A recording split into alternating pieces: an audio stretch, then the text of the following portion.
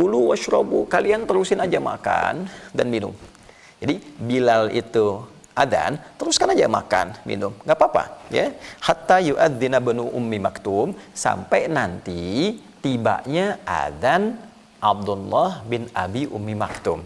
Nah, ini penting untuk dibahas seperti ini supaya tidak keliru. Ya, kalau nanti baca terjemah, baca sekilas, disimpulkan kesimpulan yang keliru. Misalnya, ini adzan sudah berkumandang masih boleh makan dan minum. Itu fatal, salah. Ya, karena pasti kalau masih makan minum saat adzan subuh itu tiba, itu dihukumi.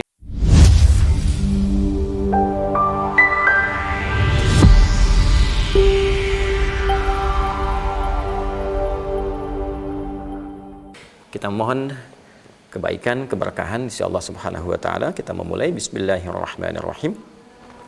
Qala al-Imam al-Bukhari rahimahullah ta'ala, Imam al-Bukhari menyampaikan dalam subtopik ini, Babu qaulin Nabi sallallahu alaihi wasallam. Subtopik tentang makna sabda Nabi sallallahu alaihi wasallam, la yamna'annakum min sahurikum adhanu Bilal. Subtopik pembahasan tentang sabda Nabi sallallahu alaihi wasallam ini yang nomor hadis 1918-nya, tidak mencegah sahur kalian adzannya Bilal radhiyallahu taala anhu. Tidaklah mencegah kalian sahur yang sedang kalian tunaikan itu adzannya Bilal. Nah, ini penting teman-teman sekalian untuk dipahami dulu. Ya, jangan sampai nanti kita baca terjemahan apalagi yang ringkasan sampai sini nanti bisa salah kesimpulan.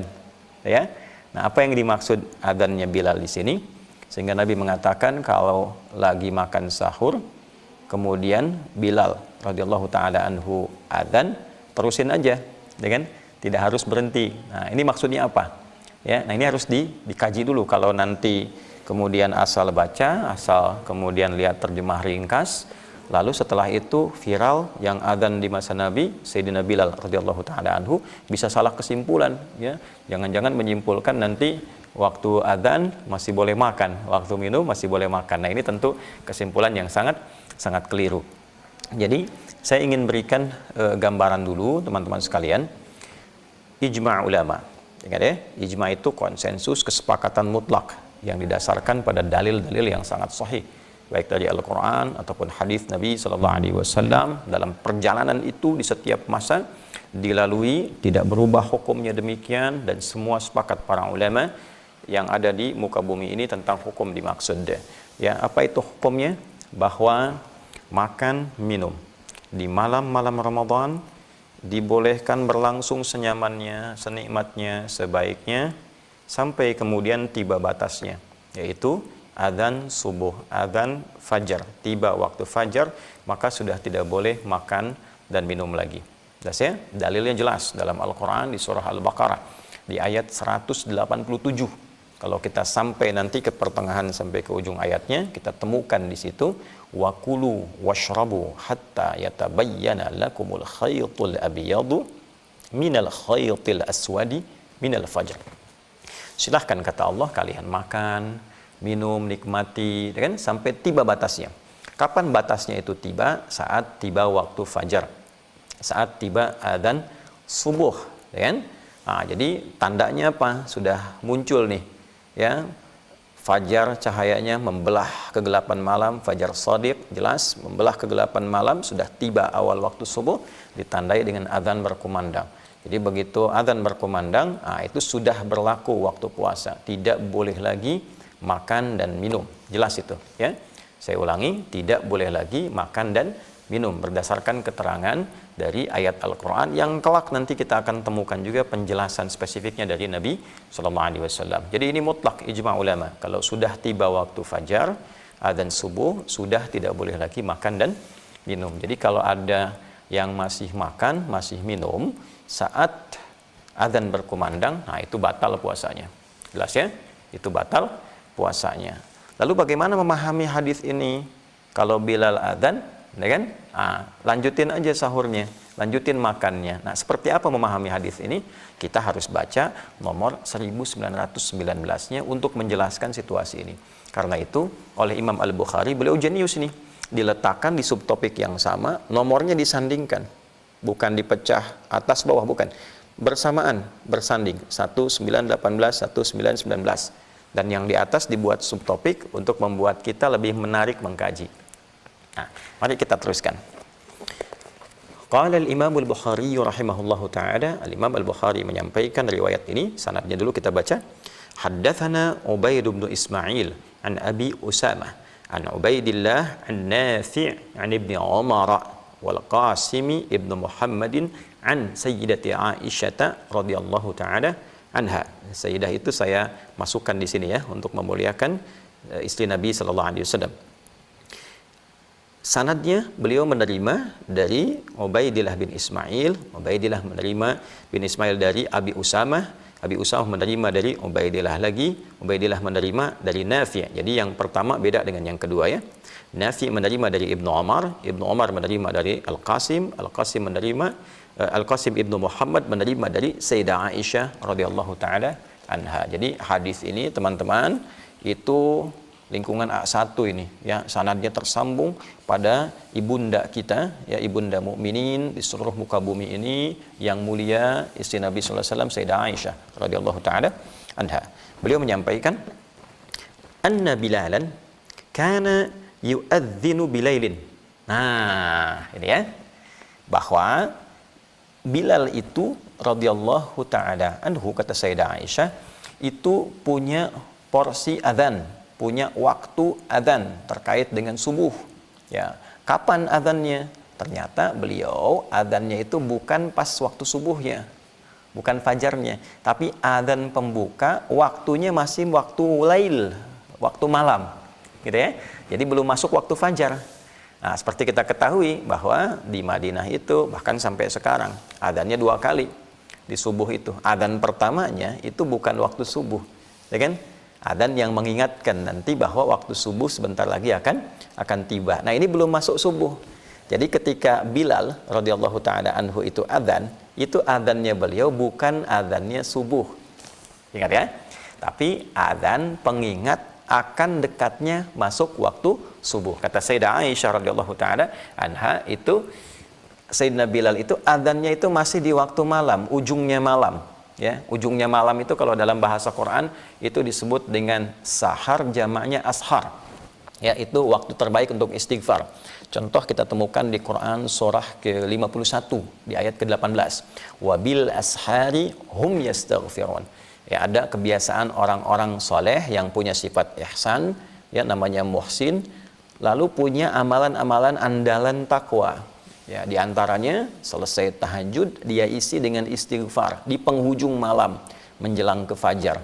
Namanya waktu sahar. Ya, jamaknya ashar. Nah, pekerjaan yang dilakukan di waktu sahar ini disebut dengan sahur namanya.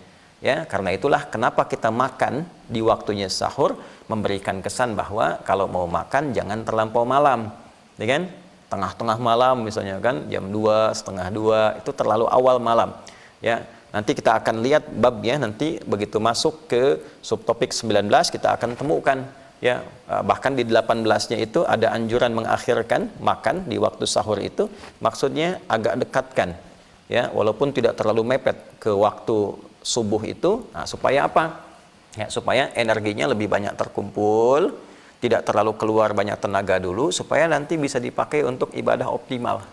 Dan nahan lapar hausnya pun itu tidak terlalu lama. Ya, bayangkan Anda sahur jam 2 ya dengan sahur jam 4 misalnya, ya kan? Nah, itu kan udah beda 2 jam. Ya, makanan diserap, apalagi dipakai tidur lagi, lemes lagi.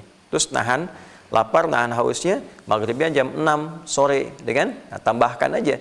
Ya, kalau kita dari jam 2 nahan berapa lama, jam 4 nahan berapa lama. Nah, itu nanti ada sunnah untuk mengakhirkan di akhir malam, itulah yang disebut dengan apa? Sahur. Nah, Bilal radhiyallahu taala anhu itu adzannya itu di waktu penghujung malam, ya kan? Kata Sayyidah Aisyah radhiyallahu taala anha. Lantas siapa yang menunaikan adzan di waktu subuh di era Nabi sallallahu alaihi wasallam? Nah, kita teruskan keterangan nabinya. Faqala Rasulullah sallallahu alaihi wasallam. Maka terkait ini Rasulullah sallallahu alaihi wasallam menyampaikan. Nah, jadi ketika Bilal ini adzan, gitu kan? Kemudian Nabi memberikan penjelasan kepada sahabat terkait dengan aktivitas makan sahur di waktu-waktu puasa. Kata Nabi, kulu washrabu hatta yu'adzina ibnu ummi maktum fa innahu la yu'adzinu hatta yatlu'al fajr. Masya Allah. Kata Nabi SAW, kulu washrabu, kalian terusin aja makan dan minum. Jadi Bilal itu adzan, teruskan aja makan, minum, nggak apa-apa, ya. Hatta yu'adzina ibnu ummi maktum, sampai nanti tibanya adzan Abdullah bin Abi Ummi Maktum. Fa innahu la yu'adzinu hatta yatlu'al fajru. Ya, karena beliau ini Abdullah bin Abi Ummi Maktum tidaklah menunaikan adzan kecuali waktu fajar telah tiba. Jadi di era itu adzannya ada dua. Adzan yang pertama Sayyidina Bilal bin Rabah radhiyallahu taala anhu. Adzan yang kedua Sayyidina Abdullah bin Abi Ummi Maktum.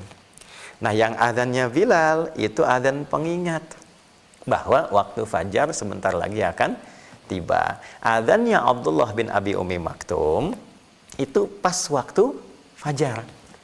Ya, tibanya waktu subuh. Jadi kalau sudah tibanya adzan Abdullah bin Abi Ummi Maktum, adzan subuh, adzan fajar, kata Nabi, jangan makan lagi, jangan minum lagi, karena puasa sudah dimulai di situ. Jelas ya?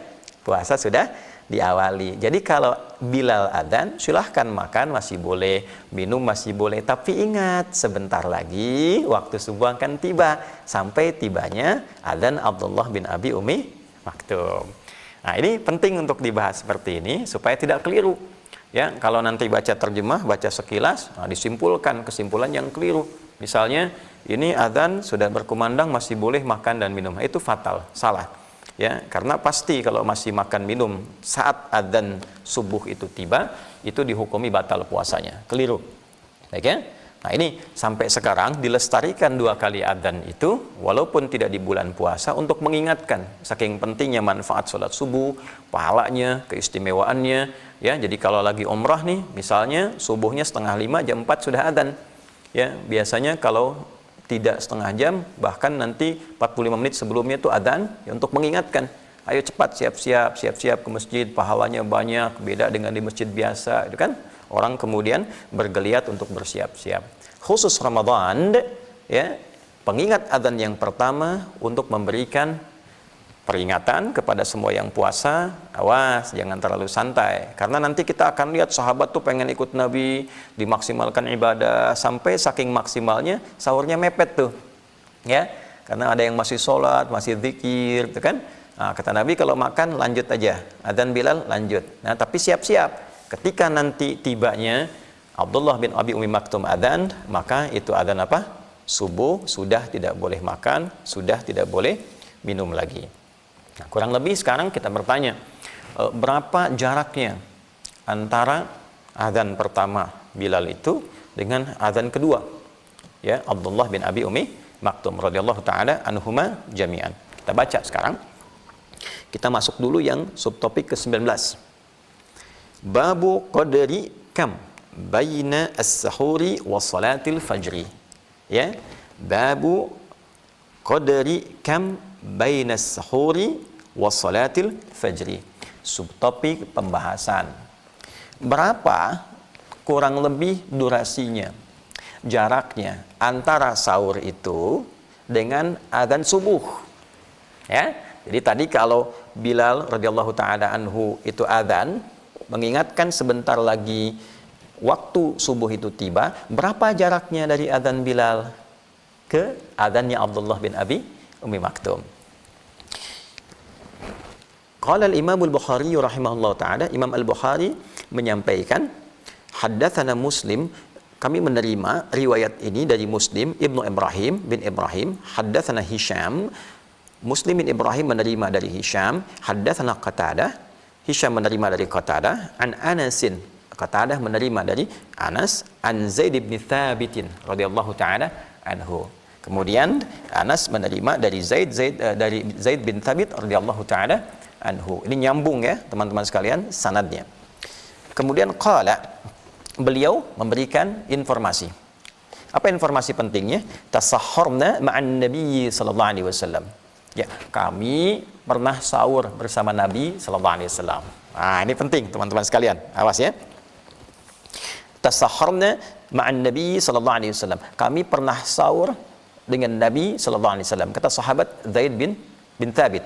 Nah, jadi sanadnya tadi disampaikan Imam Al-Bukhari menerima dari si fulan sampai ke sahabat mulia Zaid bin Thabit radhiyallahu taala anhu. Beliau mengatakan, nah ini saksi langsung yang membersamai Nabi sallallahu alaihi wasallam. Jadi satu lagi akurat. Kami pernah sahur bersama Nabi sallallahu alaihi wasallam, thumma qama ila salati. Ya, sampai kemudian selesai sahur itu dan bersiap menunaikan salat. Tiba ya waktu azan subuh, siap-siap menunaikan salat. Qultu, aku bertanya, kam kana bainal adzani was sahur?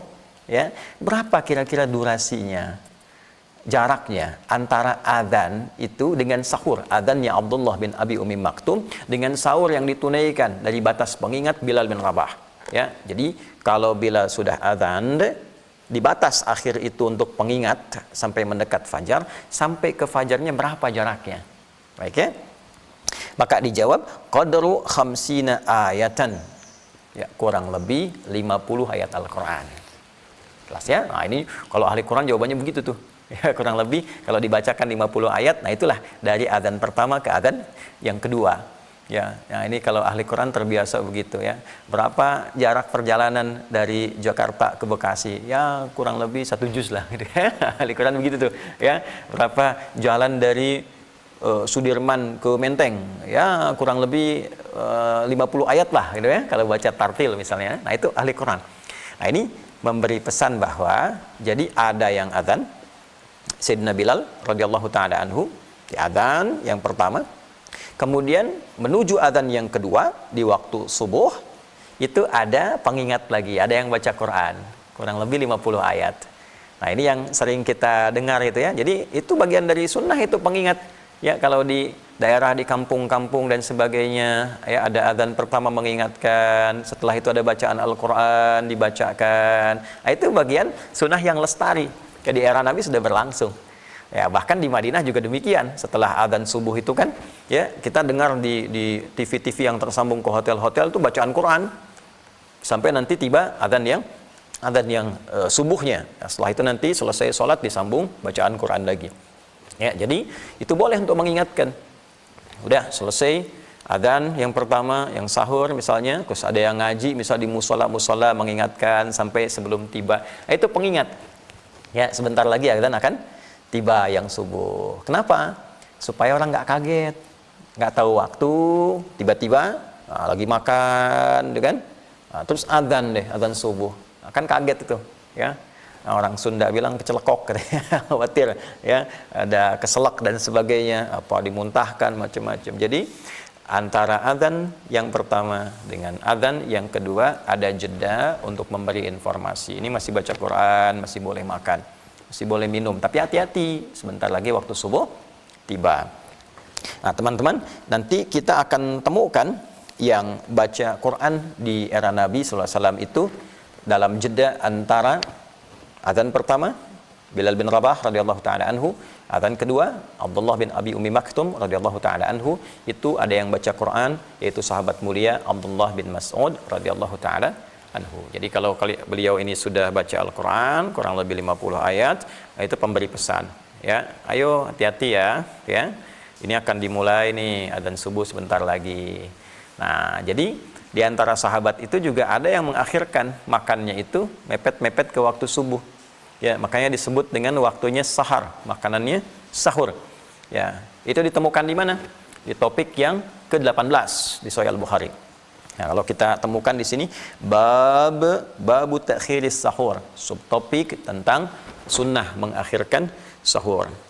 Ya, qala al-Imam Al-Bukhari rahimahullahu taala, al-Imam Al-Bukhari menyampaikan haddatsana Muhammad bin Ubaidillah, haddatsana Abdul Aziz ibnu Abi Hazim an Abi Hazim an Sahal ibn Sa'id an Sahal ibn Sa'd radhiyallahu taala anhu qala kuntu atasahharu fi ahli thumma takunu sur'ati an udrika as-sujuda ma'a Rasulillah sallallahu alaihi wasallam. Imam Al-Bukhari menyampaikan Beliau menerima informasi dari Muhammad bin Ubaidillah. Muhammad bin Ubaidillah menerima informasi dari Abdul Aziz bin Abi Hazim. Beliau menerima informasi dari Abu Hazim. Beliau menerima informasi dari Sahal bin Sa'ad radhiyallahu taala anhu. Sahabat mulia mengatakan, aku kuntu atasahharu fi ahli. Aku makan sahur dengan keluargaku. Thumma takunu sur'ati an udrikas sujuda ma'a Rasulillah sallallahu alaihi wasallam. Kemudian beres sahur itu selesai, ya kan? Nah, aku masih sempat ngejar untuk menunaikan sholat bersama Nabi, masih dapat sujudnya jamaah dengan Nabi sallallahu alaihi wasallam. Ini menunjukkan bahwa waktu makan yang ditunaikan itu mepet mendekat ke sahur, saking banyaknya ibadah yang tunaikan. Saking semangatnya ibadah. Oke? Jadi saat Bilal bin Rabah radhiyallahu taala anhu menunaikan azan yang pertama itu, nah ini baru ada makan dengan keluarga, itu kan. Kemudian minum selesai, begitu selesai azan, ya sahabat Abdullah bin Abi Ummi Maktum radhiyallahu taala anhu, lantas beliau bergegas, ya, bersiap-siap menunaikan ibadah, berangkat berjamaah menunaikan salat bersama Nabi sallallahu alaihi wasallam. Maka ini sahabat itu termanage kehidupannya. Ya, kapan ibadah maksimal, berhenti kalau kita jam berapa, setelah itu siap-siap sahur, setelah sahur siap-siap lagi untuk menunaikan ibadahnya jamaah, berangkat ke masjid, siap-siap diutamakan. Ini manajerial Ramadan terukur. Ya, karena itu dari awal sebelum Ramadan saya pernah sampaikan, ayo ya, buat kurikulum Ramadan supaya nggak bingung saat masuk Ramadan, supaya tahu sahur jam berapa, kan? Ibadah jam berapa, ke masjid jam berapa, kan? Kalau situasinya tidak memungkinkan ke masjid, kejar yang jamaahnya. Yang jamaahnya dengan siapa, imamnya siapa, runtut. Alhamdulillah di Indonesia rapi sekali. Ya, hampir tiap masjid, bahkan Kemenak juga menyampaikan informasi seputar jadwal-jadwal sholat supaya kita tertib tuh, ya. Jam berapa nunaikan ini di sini, kemudian jam berapa waktu buka jam berapa, ya. Nah, kemudian adzan subuhnya jam berapa dan seterusnya supaya lebih terukur. Lebih teratur, ya. Di daerah-daerah juga begitu setiap masjid. Nah, ini kalau kita bawa dengan baik, teman-teman sekalian, ini insya Allah akan maksimal. Nah, jadi kesimpulan yang pertama, kalau sudah tiba adzan subuh, awas ya, karena beberapa tempat kan adzannya langsung subuh sekali, ya kan? Nah, kalau sudah tiba adzan subuh itu, teman-teman sekalian, maka tidak boleh makan dan minum lagi, harus sudah ditahan, ya, nggak boleh makan, nggak boleh minum, menahan tidak makan, tidak minum. Nah, itu bahasa Arabnya disebut dengan imsak namanya. Ya, makanya di kitab-kitab fikih disampaikan as-saumu was-siyamu fil lughati al-imsaku. Kalau sudah saum, sudah siam, secara bahasa itu maknanya imsak, maknanya nahan. Nahan untuk tidak melakukan sesuatu, nahan untuk tidak mengerjakan satu hal, ya. Jadi asalnya imsak itu untuk menahan diri, sama maknanya secara bahasa dengan saum dan siam, menahan diri untuk tidak mengerjakan satu hal. Kalau dibawa ke konteks puasa, kalau sudah adzan, kalau sudah subuh tiba, sudah nggak boleh lagi makan dengan minum, tahan diri sampai maghrib kemudian tiba. Nah, ulama kemudian memberikan perluasan makna itu, ya, karena imsak ini masih umum, ya, masih umum, maka dibawa dalam konteks mengingatkan, ya, tahan ya, maksudnya nahan ini bukan nggak boleh makan, nggak boleh minum sebelum waktu fajar ini tiba. Jadi ditarik ke adzannya Bilal, pengingat itu, supaya siap-siap untuk nahan, siap-siap imsak. Asalnya awalnya begitu, ya. Makanya yang dipopulerkan itu siap-siap imsak ya, siap-siap imsak ya, maksudnya siap-siap nahan.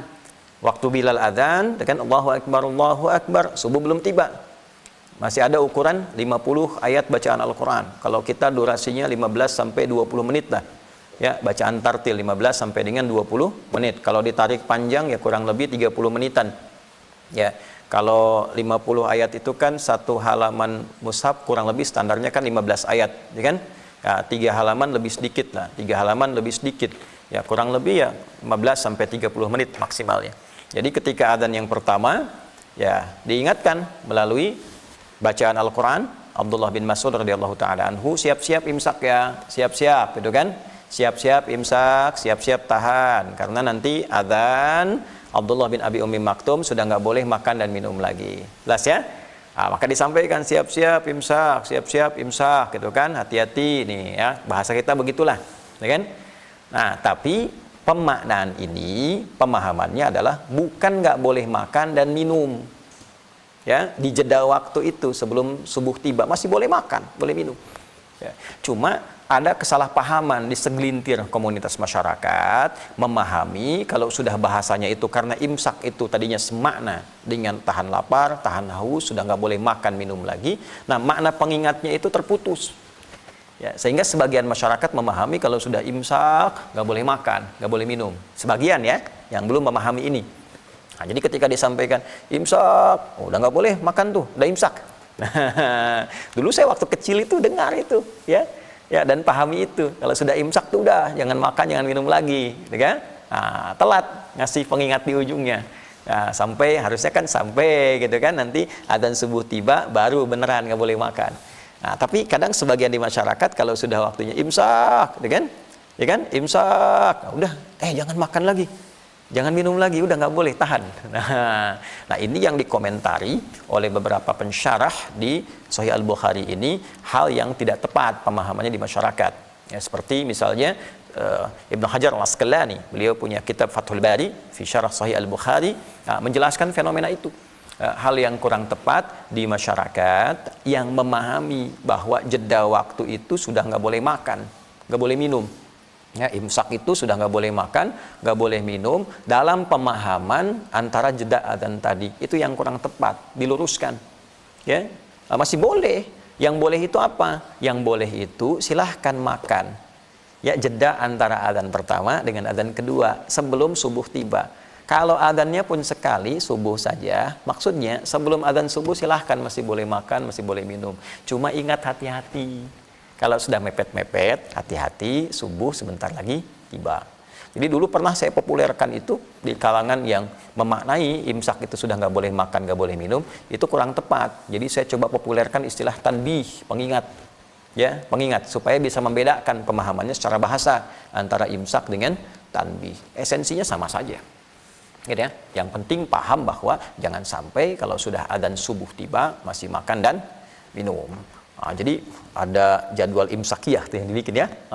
Jadwal imsakiyah tuh jadwal supaya kita sudah siap-siap nahan ya. Supaya siap-siap apa?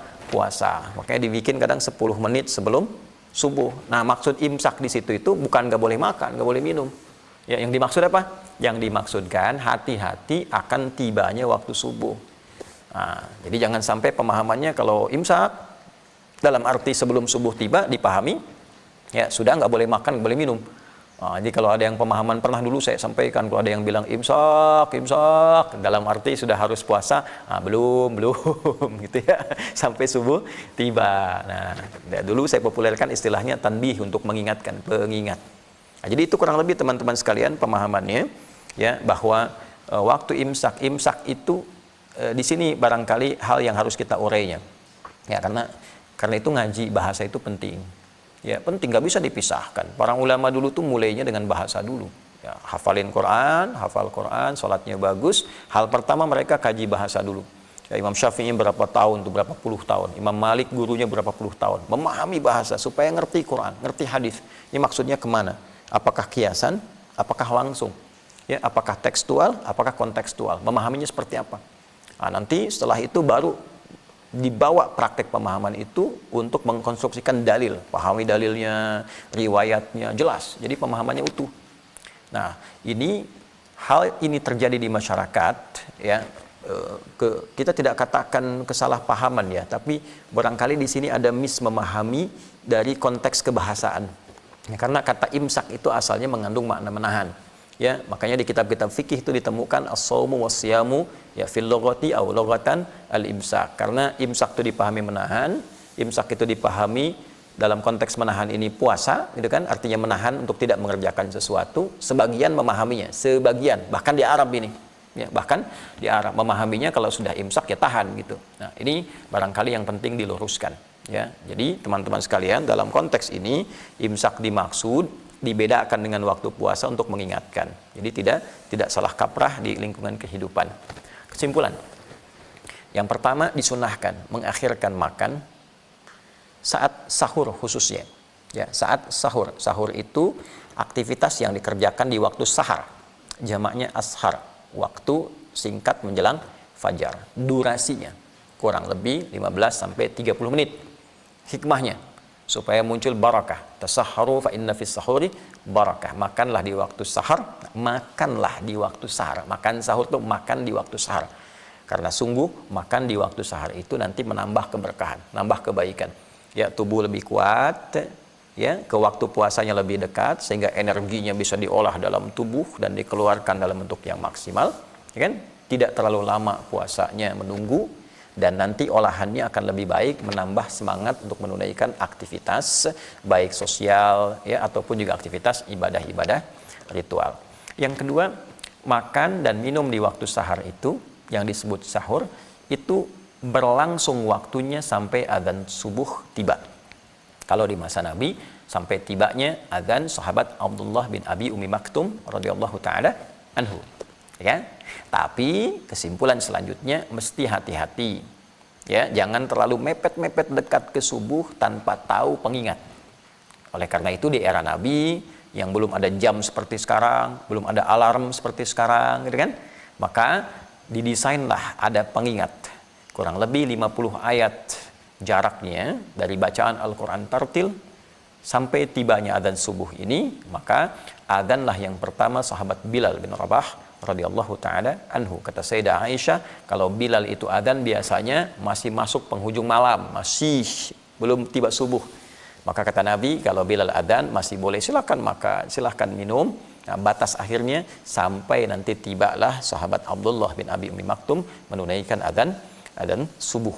Maka dari itu sunnah boleh kita kemudian mengambil pengingat dari sini, ya boleh pakai alarm silahkan. Sekarang canggih pakai alarm boleh, ya setting 10 menit lagi adzan misalnya setting nih dari 15 menit lagi. Kadang-kadang alarmnya banyak kan?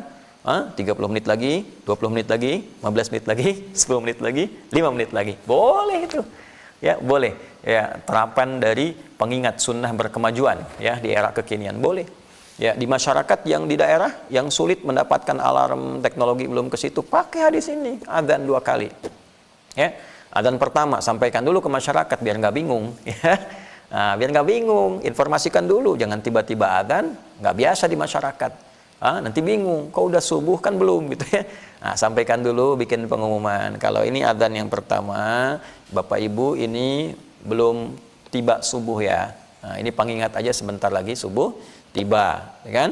Nanti setelah Kang Asep ini adzan, Pak Cecep nanti baca Quran 50 ayat, ya. Nah, Pak Cecep baca Quran, beliau telah sahur, atau nanti gantian. Misalnya ini sekarang Kang Cecep, besok Kang Dodi gitu kan, besoknya lagi siapa, susun jadwal 50 ayat. Kalau selesai itu, nah baru kemudian adzan subuh tiba. Nah ini kesimpulannya dari pembahasan kita. Dan yang terakhir, yang dimaksud imsak dalam istilah kekinian, ya istilah kekinian itu adalah pengingat waktu subuh akan tiba sebentar lagi. Makannya hati-hati supaya tidak tersimpan makanan minuman sedangkan adzan masih berlangsung atau awal berkumandang di waktu subuh, tersimpan makanan minuman di dalam mulut ya, dan adzan subuh tiba, itu berpotensi membatalkan puasa. Nah, untuk memberikan pemahaman yang jelas, saya pernah istilahkan ini dengan kata tanbih. Ya, tanbih itu pengingat, mengingatkan masyarakat supaya tidak ambigu pemahamannya, kapan kita siap-siap, kapan kita berhenti. Nah, dengan ini mudah-mudahan pengetahuan kita bertambah, kemudian pengetahuan ini didukung oleh dalil yang jelas, bersandarkan pada hadis-hadis Nabi Muhammad SAW yang terhimpun pada kitab hadis yang dihukumi oleh para ulama paling sahih yang ada di muka bumi untuk saat ini, yang menjadi panduan kehidupan kita khususnya dalam menunaikan ibadah. Teman-teman, semoga Allah memuliakan kita.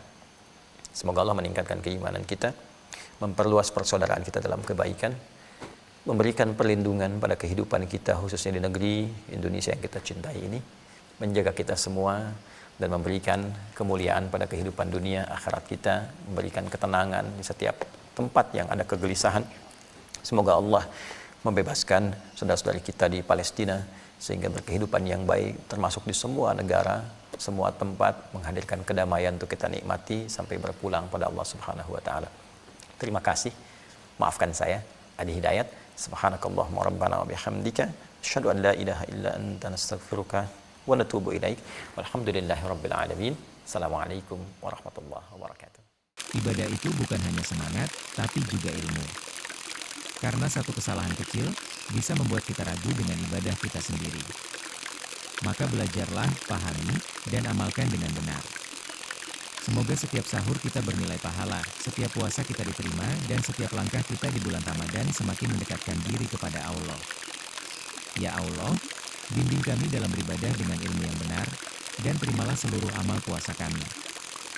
Amin.